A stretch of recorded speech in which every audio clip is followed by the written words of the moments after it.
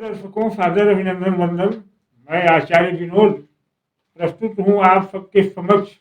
आप सबका स्वागत अभिनंदन करते हुए विज्ञान भैरव की विधि नंबर 1 के गहन विश्लेषण को, जैसा कि पिछले वीडियो में मैंने बताया था कि विज्ञान भैरव की विधि 1 जो है वह ज्योतिषीय उपयोग में आपके लग्न को इतना बलवान कर देगी कि आप जो चाहोगे वही होगा। लग्न क्या होता है, इन चीज़ों का मैं चर्चा कर चुका हूँ। आप आई बॉक्स में वीडियो का लिंक दिख रहा है, उस वीडियो को आप देख सकते हैं। हम आज बात करेंगे विज्ञान भैरव की उसी विधि 1 की सूक्ष्मता की। क्या है यह विज्ञान भैरव? भैरव शब्द का मतलब ही होता है जो भय से मुक्ति दिला दे, जो भय से पार ले जाए। और हमारे जीवन की सारी समस्याएं हमारे भय से जुड़ी हैं। तो भैरव विधि भगवान शिव द्वारा पार्वती जी को बताई गई है, जो मैं चर्चा कर चुका हूं। अब श्लोक नंबर 1 यानी विधि नंबर 1 जो कहता है, हम उसकी बात कर लेते हैं गंभीरता से, एक एक शब्दों को समझते हुए। ऊर्ध्वो प्राणो, ऊर्ध्वे प्राणो अधो जीवन। श्लोक कहता है कि जो ऊपर जा रहा है वह प्राण है और जो नीचे आ रहा है वह जीव है। अब जो जीव है उसी पर ज्योतिष लागू है, समझ लीजिए। हम आप जीव हैं तो हमारे आप पर ही ज्योतिष लागू है। जो प्राण जब निकल जाता है शरीर से तो कहीं ज्योतिष का कोई कार्य नहीं। तो जो अंदर आ रहा है वह जीव है और जो ऊर्ध्व ऊपर उठ रहा है वह प्राण है। तो यह श्लोक पहली बात यह कहता है कि आप ऊपर उठे। नीचे आने का मतलब होता है पतन। तो किसी का पतन हो रहा है तो प्राण उत्पन्न हो रहा है, जीव उत्पन्न हो रहा है।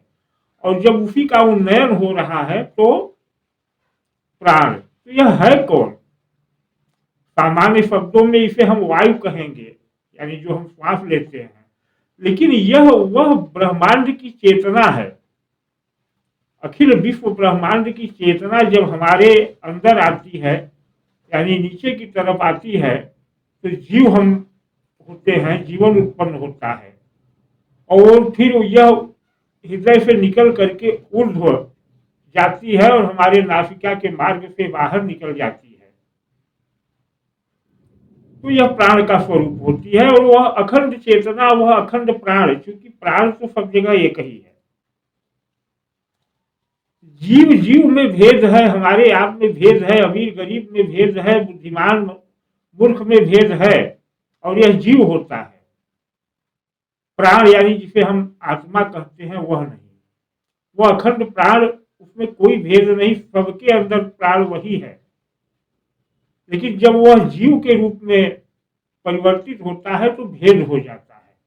तो यहाँ जीव के उन्नति की बात करने का जो विषय है वह ज्योतिष है, समझ लीजिए।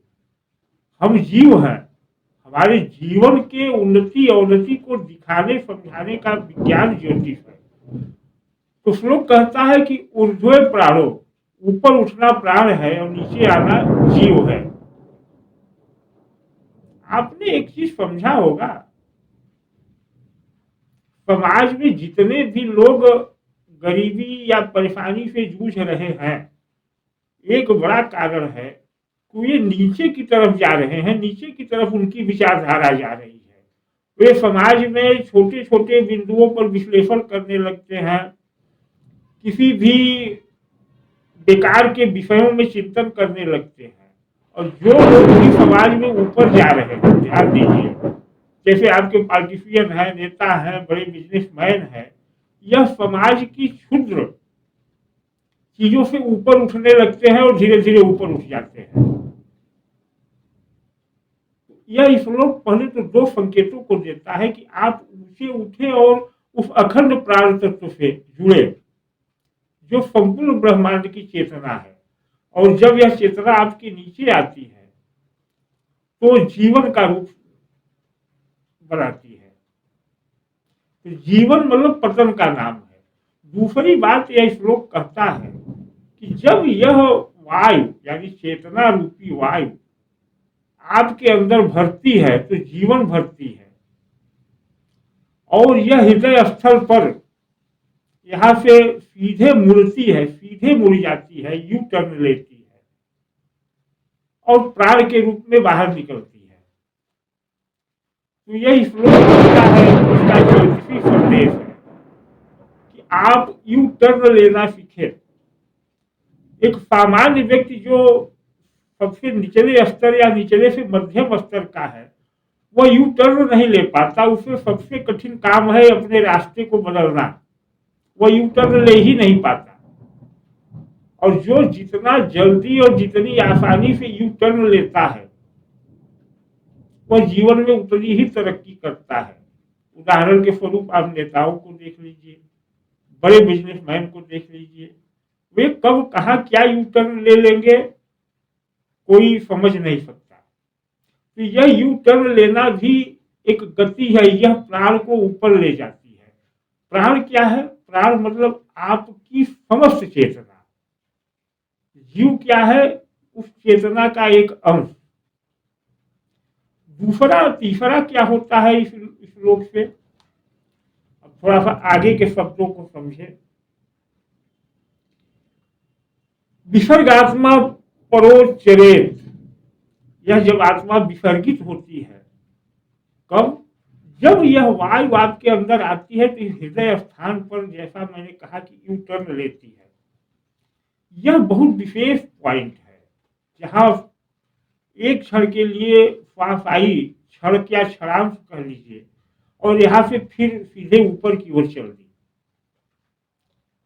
इसे अंतः द्वादशांत कहते हैं।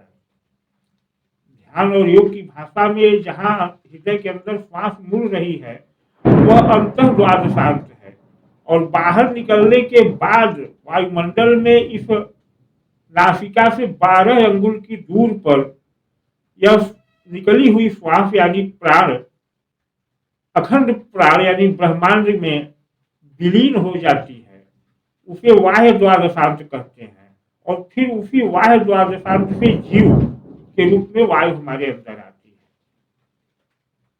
तो यह टर्निंग पॉइंट जो बाहर है और जो अंदर है।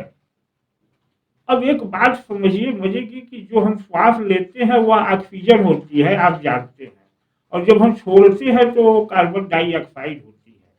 तो हृदय के अंदर ऐसा कौन सा तत्व है जो ऑक्सीजन को कार्बन डाइऑक्साइड में बदल देता है? निश्चित ही बायोलॉजी और जीव विज्ञान की भाषा में कहेंगे कि शरीर की ऐसी क्रिया है, लेकिन वह क्रिया ही तो महत्वपूर्ण है। क्या आप भरपूर जीव यानी जो सांस ले रहे हैं उस जीव में चेतना और ऊर्जा है, और उसको आकर्षित कौन कर रहा है अंदर? तो यहाँ यह सूक्ष्म शरीर का एक अंश जो होता है, जो यहाँ चक्र है, जिसे अगर कहा जाए तो प्रणव चक्र। प्रणव चक्र का मतलब परिवर्तन का चक्र, कुछ बना देने का सिस्टम यहाँ बन ही तो रहा है। ऑक्सीजन कार्बन डाइऑक्साइड बन जा रही है।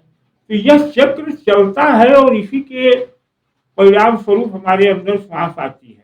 उस श्वास से हमारे अंदर चेतना जागृत होती है, वही जीव है।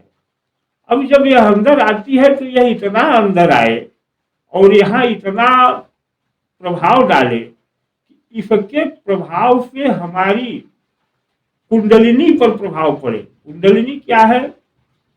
आप स्क्रीन पर देखें और आप भी जानते हैं, हमारे गुदा द्वार के ठीक ऊपर 3.5 फेरा लिए हुए हमारे रीढ़ की हड्डी की संरचना है, उसी को कुंडली कहते हैं, जो अनंत ऊर्जा का स्रोत है।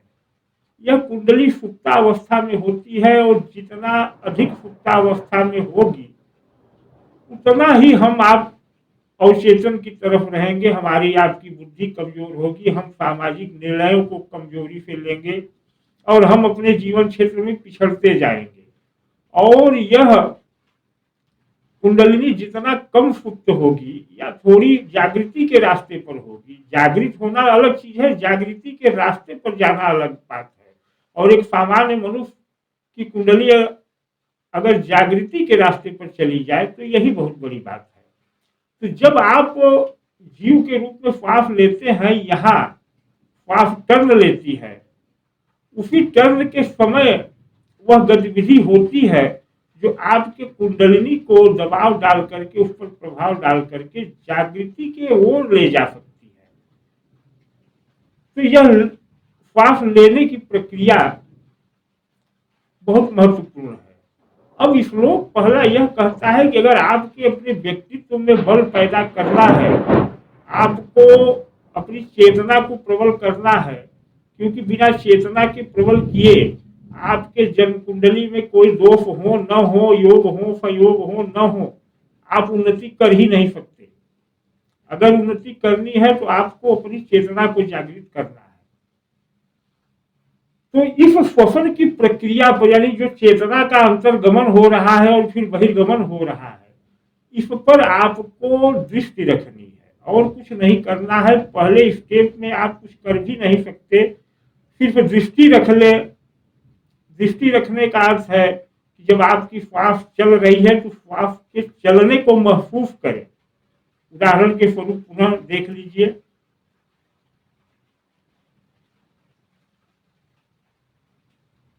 शांत चित्त स्वरूप होकर के बैठे और अपने मन को इस श्वास की गति पर केवल लगाए, कुछ नहीं करना है, केवल देखें कि हमारी श्वास चल रही है। अंतर मन से देखें, आपका काम होने लगेगा, आपकी चेतना विकसित होने लगेगी। साथ ही यहां जो मैंने बताया कि प्रणव चक्र, तो यह प्रणव चक्र जब जागृत होगा तभी आपके कुंडलिनी को प्रभाव जाएगा।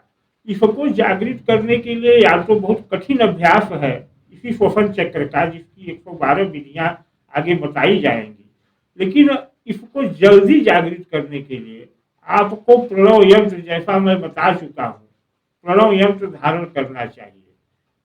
आपने देखा है हमारे ऋषि मुनि कुछ न कुछ यहाँ रुद्राक्ष माला कुछ न कुछ धारण करते हैं, क्यों? इसी प्रणव चक्र को जागृत करने के लिए। जो हृदय में प्रणव चक्र है, यानी परिवर्तन का चक्र है, यह जागृत हो जाए, आपका जीवन परिवर्तित हो जाएगा। तो वीडियो बहुत लंबा नहीं कर पाऊंगा, आप समझ रहे हैं। इस तरह से आपने यह समझा कि यह प्रणव चक्र क्या है, विज्ञान भैरव क्या है, और इसका हमारे जीवन में उपयोगिता क्या है, और कैसे हम इसको अपना करके अपने अंदर ही अपनी चेतना को जागृत करके हम जीवन की हर वह सफलता प्राप्त कर सकते हैं।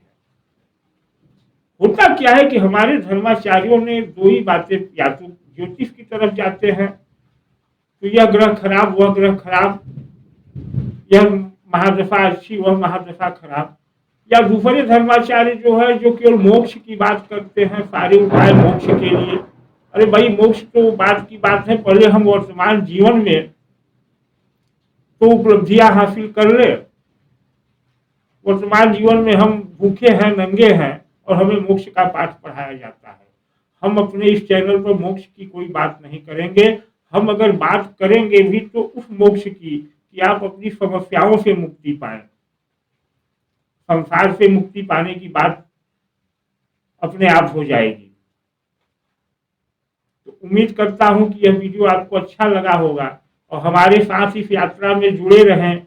हम आगे आपको बहुत ही उच्च दर्जे की प्रक्रियाओं से गुजारेंगे जो आपके जीवन को 180 डिग्री बदल देगा, यानी यू टर्न हो जाएगा आपके जीवन में। यू टर्न ही महत्वपूर्ण है, और गरीब वह है, कमजोर वह है जो यू टर्न नहीं ले पाता। तो धन्यवाद, नमस्कार। आज का वीडियो यहीं तक। वीडियो अच्छा लगा हो तो कमेंट में लिखें और चैनल को सब्सक्राइब कर दें।